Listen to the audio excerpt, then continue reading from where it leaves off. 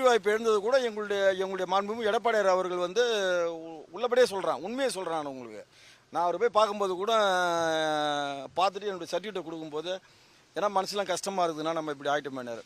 சரி விடான்னு போய் பார்த்துக்கலான்னாரு. அப்படின்னா நம்ம ஒரு வார்த்தை சொன்னார், ஸ்டாலின்லாம் எப்படிப்பட்ட லீடர்ப்பா, அவரே வெற்றி வாய்ப்பை இழக்கிற அளவுக்கு ஜனங்க ஓட்டு போடுதுன்னா என்ன, அப்படி தான் அவர் வந்து மனசார கஷ்டப்பட்டார். அரசியலில் வெவ்வேறு இதுவாக இருந்தாலும் துருவங்களாக இருந்தாலும் அரசியல் லீடர்லாம் வந்து என்கிட்ட வெற்றி பெறணும், இந்த மாதிரி ஒரு நிலைமைக்கெல்லாம் போகக்கூடாது. அப்போ இந்த மக்களுக்கு என்ன நினைக்கிறாங்கன்னே தெரியலன்னார்.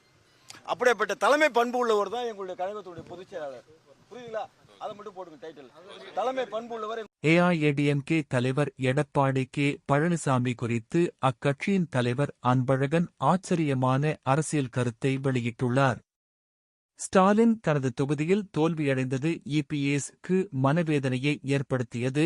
இவ்வளவு பெரிய தலைவர் எப்படி தோல்வியடைய முடியும் என்று அவர் கூறினார் என ஏஐஏடிஎம்கே தலைவர் அன்பழகன் தெரிவித்துள்ளார். இந்த கருத்து தமிழ்நாடு அரசியல் வட்டாரங்களில் பரவலான விவாதங்களை ஏற்படுத்தியுள்ளது. எதிர்பாராத அரசியல் எதிர்வினைகள் மாநில அரசியலில் புதிய திருப்பத்தை உருவாக்கியுள்ளன. இது சும்மா நேற்று பெஞ்ச மழையில முளைச்ச காளான் கட்சி அது. நீ இப்போ தாவகையில ஜெயிச்சுறாங்க இல்லையா, ஒரே ஒரு 20 எம்எல்ஏ பேரை சொல்லு, அவங்களுடைய பின் தொடர்ச்சி சொல்லு, நான் அரசியல் விட்டே போயிடுறேன்.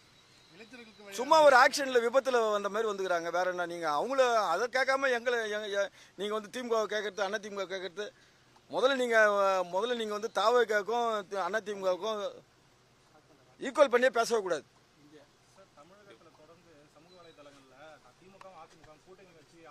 அது உங்களை போல வந்து சமூக வலைதளம் போடுறாங்கன்னா நீங்கள் அவங்களுக்கு தான் கேட்கணும்.